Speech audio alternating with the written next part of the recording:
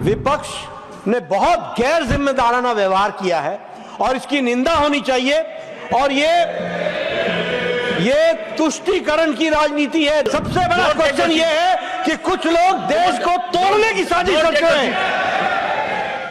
जो लोग वेल में आए, इस प्रवृत्ति को मैंने गंभीरता से लिया है। 3 सदस्यों ने जो विशेषकर आचरण किया है, उस आचरण पर यदि अगर आज सदन समय समाप्ति के पहले कोई निर्णय नहीं लेती है तो इसके दूरगामी परिणाम होंगे। विपक्ष ने बहुत गैर जिम्मेदाराना व्यवहार किया है और इसकी निंदा होनी चाहिए। और ये तुष्टीकरण की राजनीति है। This is a politics of appeasement. ये देश को कमजोर करने के लिए जॉन बिटास, ये क्वेश्चन आवर जरूर है, लेकिन क्वेश्चन आवर में सबसे बड़ा क्वेश्चन ये है कि कुछ लोग देश को तोड़ने की साजिश कर रहे हैं। कुछ लोग, some people are trying to fight against the Indian state. Bharat देश के खिलाफ लड़ रहे हैं।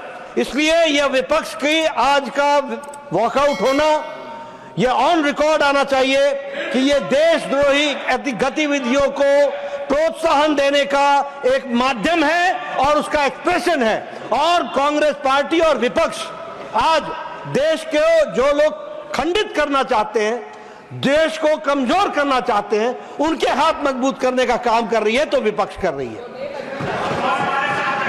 माननीय सदस्यगण, एक second, I will call you. माननीय सदस्यगण, जब भी देश में कोई बड़ा बदलाव आता है और बदलाव जनता चाहती है और एक समस्या का समाधान चाहती है, तो इस प्रकार का घटनाक्रम देखने को मिलता है। मैं साक्षी हूं। मैं 9th लोकसभा का सदस्य था। सामाजिक न्याय का एक बहुत बड़ा बदलाव आया और बदलाव आया मंडल कमीशन की रिपोर्ट को एक तरीके से लागू किया गया।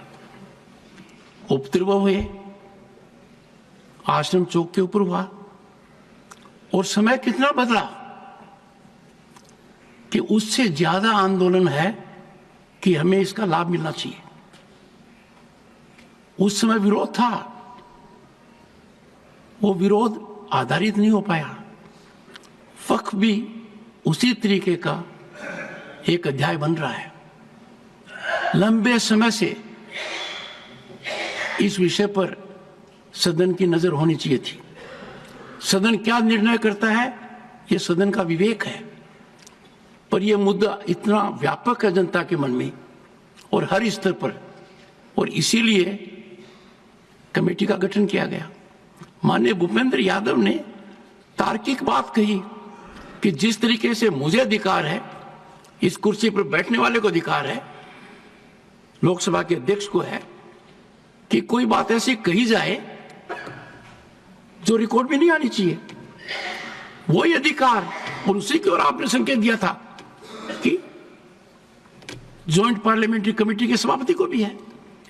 तो यदि अगर इस सदन में हम संयम से काम नहीं करेंगे, सार्थकता से नहीं करेंगे, देश को हित को रखकर नहीं करेंगे और राजनीतिक तरीके से अपने दर्शन को परिभाषित करेंगे, तो राष्ट्रीय हित मेरे हिसाब से खतरे में पड़ेगा। मेरा आग्रह है सदन के नेता से, जो लोग वेल में आए, इस प्रवृत्ति को मैंने गंभीरता से लिया है और आज भी मैंने नजरअंदाज नहीं किया है, क्योंकि आपने कहा दरियादिली। इस विषय पर दरियादिली दिखाने का मतलब संविधान के निर्माताओं का अनादर करना। इससे बड़ा अपमान भारत की जनता का नहीं हो सकता कि जिनको भेजा गया वो सभापति के कहने के बावजूद और 3 सदस्यों ने जो विशेषकर आचरण किया है, उस आचरण पर यदि अगर आज सदन समय समाप्ति के पहले कोई निर्णय नहीं लेती है तो इसके दूरगामी परिणाम होंगे।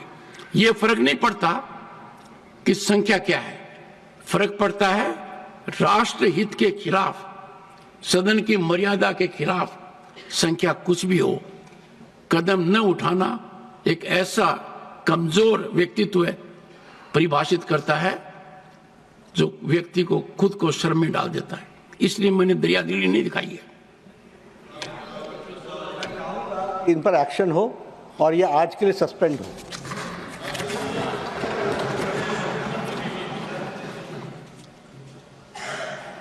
मैं मानकर चलता हूं कि इस विषय के ऊपर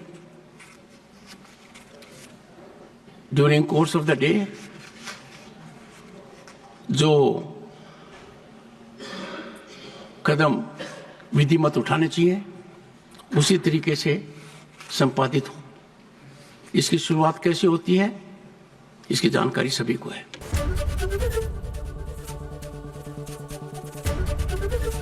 एबीपी गंगा, खबर आपकी, जुबान आपकी।